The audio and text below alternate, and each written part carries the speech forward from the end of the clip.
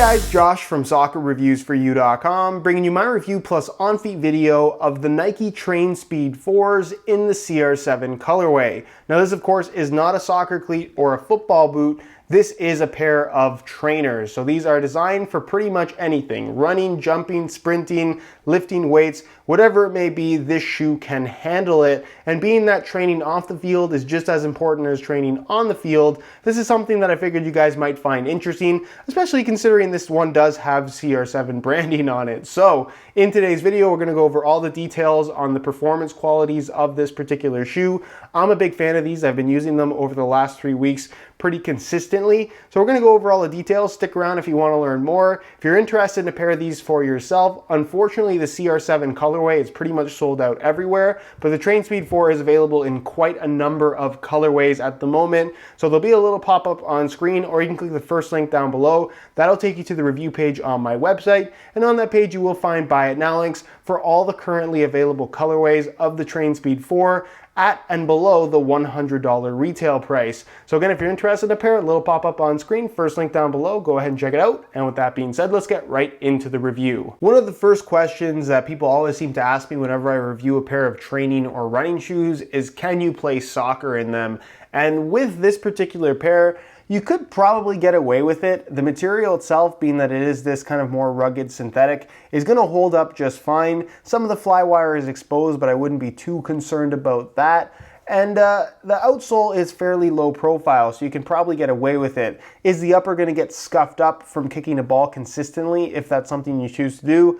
Probably, but from a durability standpoint, I don't necessarily see these things breaking down overly quickly if you choose to play soccer in them. With that said, and pretty much with any training model, they're not ideal for playing soccer in, but if you occasionally want to kick a ball or juggle a ball, you definitely aren't going to have any issues wearing the Train Speed 4. Now, as far as what you're getting with the tech specs, the upper is a combination of this synthetic material that I just talked about that is a decent thickness, as you guys can see by the little side profile of the cutouts, and it's well reinforced at the same time, but also super soft and very, very flexible. There's really no stiffness to it, which is kind of nice, but when you pull the laces tight and everything is kind of held in place, you maintain that flexibility while also getting some pretty good just general lockdown and responsiveness from the shoe itself, and that's with a combination of this kind of synthetic outer shell as well as the kind of cross-hatch pattern fly wire that they have incorporated on this shoe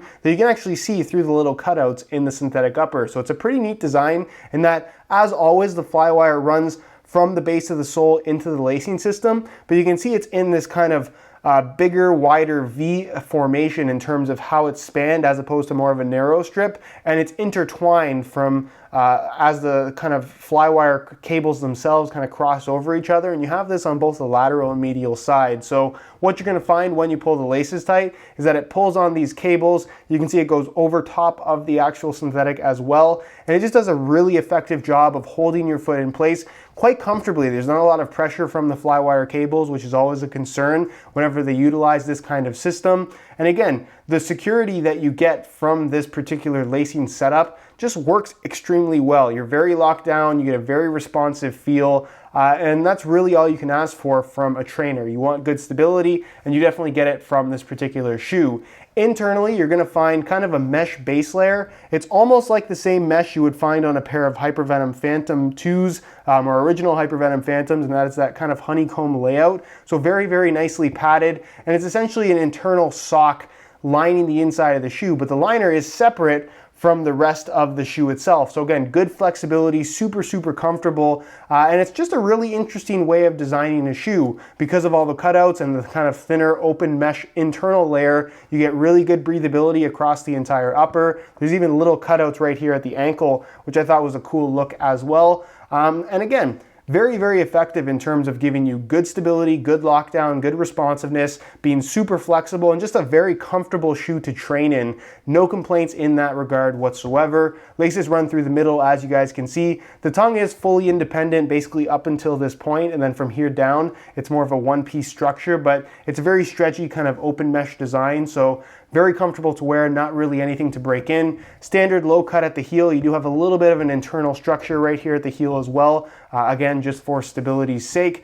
Internally, you have a nice padded mesh lining material that's very comfortable to wear. The insole is glued in. It's pretty standard insole, nothing really too crazy to talk about with just a standard mesh liner. And then as far as the outsole is concerned, it's a fairly flat setup, meaning that your heel's pretty much sitting at the same level as the forefoot, which is kind of ideal for any kind of lifting, just because you want to have kind of as flat a surface and as flat a base as possible when you're squatting or something like that. For those that did see actually my squatting video, the SR4U kind of soccer specific training, I'll leave a little pop-up on screen if you missed it. In that video, you didn't see it, I was actually wearing this particular shoe, and this has kind of been my leg day shoe for the last 3 weeks or so. So very, very good for that particular, I guess, application. The outsole itself is kind of a standard foam. You sit a little bit deeper than, again, what the actual outsole would suggest. It looks like there's a lot of padding, but you sit inside of that. So it's fairly low profile, not a ton of underfoot cushioning, but just enough impact protection to where the shoes aren't uncomfortable, but not mushy in any way. It's kind of a firmer, more responsive ride, which again is kind of what you want from this style of shoe. Really good flexibility. You can see there are some flex groove little cutouts here across the bottom of the outsole, and really there's not much stiffness or structure to the forefoot area when the shoes are on your feet, which again is very good in my opinion. And then moving on to the bottom, you have a good amount of rubber, obviously for traction and just durability in general. A big black piece right here at the heel that pretty much covers the entire heel, and then little pods individually set up here in the forefoot with more of that kind of more rugged traction pattern in the form of solid rubber going around the outside edge of the forefoot and right there at the tip of the toe. So all in all, good amount of grip. Not the grippiest if you're on kind of a dusty indoor court or something like that, but on concrete, asphalt, any kind of other flooring, even if an indoor court is really clean, you're gonna get pretty good traction from these. And overall, it's just a really, really solid training shoe at what I think is a pretty fair price point at $100 US. You can spend a lot more on a pair of runners or trainers and get a shoe that in my opinion is quite honestly not as good as these. So for $100 less, if you depending on the colorway that you go for, I really feel like the Train Speed 4 is a very, very solid option as an all-around trainer. If you're looking for something that is comfortable to wear, very responsive, fairly low profile and minimal in terms of its cushioning setup, and just has good flexibility in general. If that's what you like, you're gonna like the Train Speed 4. In terms of weight, I find these to be relatively lightweight on feet, but for the sake of the video, I'm gonna weigh them for you today in real time. Keep in mind that this pair is a size 9.5 US.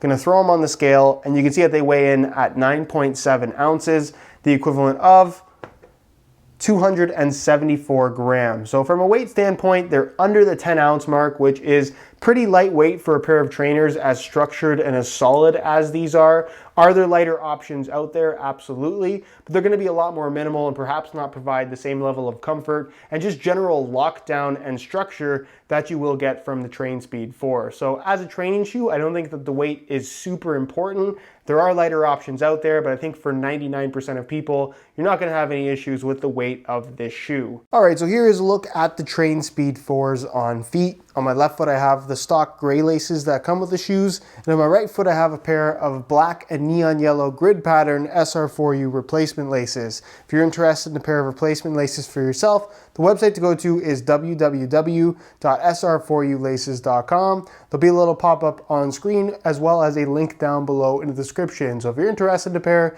be sure to go ahead and check that out.